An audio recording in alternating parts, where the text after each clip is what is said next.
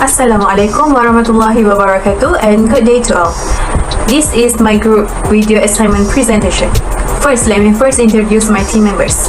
I am Siti Irdina binti Saharil with metric number 067077, Fatina Inshirah binti Muhammad Zubaidi with the metric number 067086, and Nur Irdina Sofia binti Muhammad Bukhari with metric number 066486. Regarding to our task given for subject PHM 10602, Pharmaceutical Microbiology and Steroid Preparations, lecture by Dr. Cikgu Dahlan bin Cikgu Daud, we are going to present on a topic which is entitled The Microbiology of Food. But have you ever thought of how these foods get spoiled, get preserved, have different expiry dates, and how a type of food can be implemented into various ones?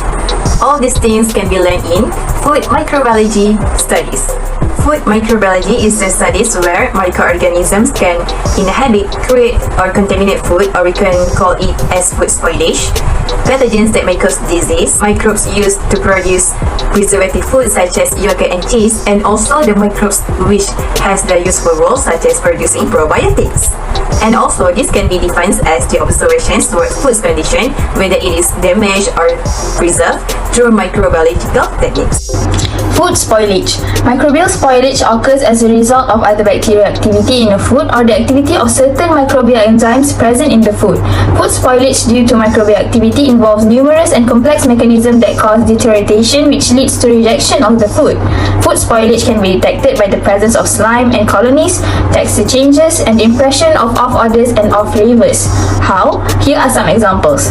Some microbes like bronchotic species produces undesired volatile compounds such as acetone or lactic acid and ethanol, which leads to the formation of slime textures on processed meat products. Some increases the value of contamination by producing typical sensory changes such as souring, gas formation, or slime formation at the stationary phase like L. cornesum.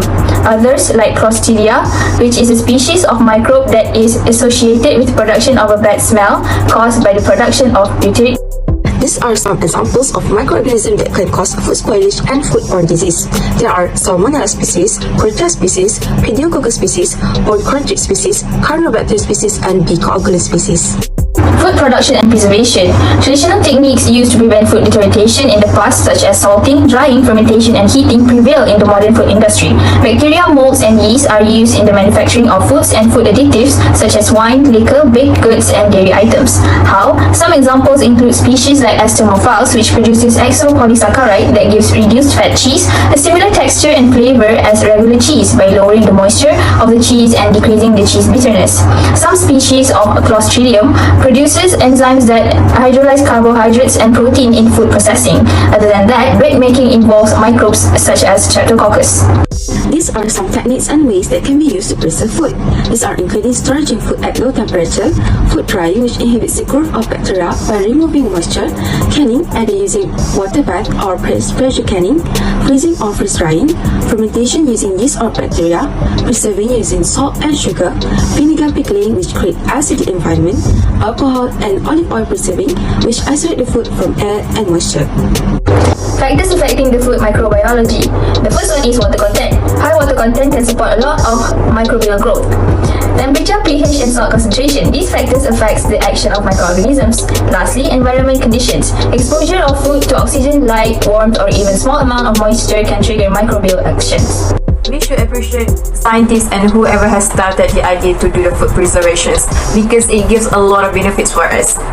Food preservation means the state in which the food may be retained over a period of time without being contaminated by the pathogens, chemicals, losing qualities of color, texture, flavor, and nutritive values. Some of the importance of food preservations are long-lasting due dates, prevent food spoilage, benefits for commercial users, and reduce food wasting. People usually do the food preservations to prevent the food wasting due to food spoilage. For perishable food that can be easily gathered raw time, food preservations such as food waxing, or it also can be made as the bread jam. For this, food such as strawberries and oranges from the overseas can be imported to our country, and this has benefited to the producers to enlarge their business. Besides, packaging and storing foods that we observe at the supermarket are variety. They are made from sterilization process and techniques. Also to make sure that the packaging can be stored longer and easily be transported to places. Next, I will explain the advantages of microbiota in food industry. The first one is production of microbiota in dairy industry. In making cheese, the culture grows in the milk, which converts the sugar lactose into lactic acid, which ensures the correct level of acidity and gives the cheese its moisture. In yogurt and other fermented milk products, the culture is responsible for the taste and texture of the final product. Depending on the acidity, the product will have either a mild or strong taste, and the viscosity depends on the quantity of polysaccharide chains that are produced. Next, production of microbial cultures in meat industry. In meat industry, products such as salami, chorizo, pepperoni, and dried ham are made from fermentation and drying process. Lactic bacteria develop flavor and color of the products. Molds are used to ripen the surface of sausage, preserving the natural quality of the product. Next, production of microbial cultures in wine industry. These are responsible for the fermentation process which produce alcohol in wine. Lactic bacteria also play an important role as they convert the unstable malic acid that is naturally present in wine into the stable lactic acid to improve on the storage. Last but not least, production of microbial cultures in health food industry. Lactic bacteria are used in many different forms as supplements. Probiotic cultures have become popular because of their health benefits. These culture strains are carefully selected and they can help to improve digestion, safeguard the immune system, and keep the body's intestinal flora in balance. Disadvantages of microbiology in food and pharmaceutical industry. The first one is food spoilage. Food that are exposed to microbes will get spoiled and rotten because of their growth on food. Next is they also cause foodborne disease or intoxication. Food or drugs that are contaminated with the organism will be toxic and lead to many symptoms such as diarrhea, vomiting, and constipation. Last but not least, they also cause medication spoilage.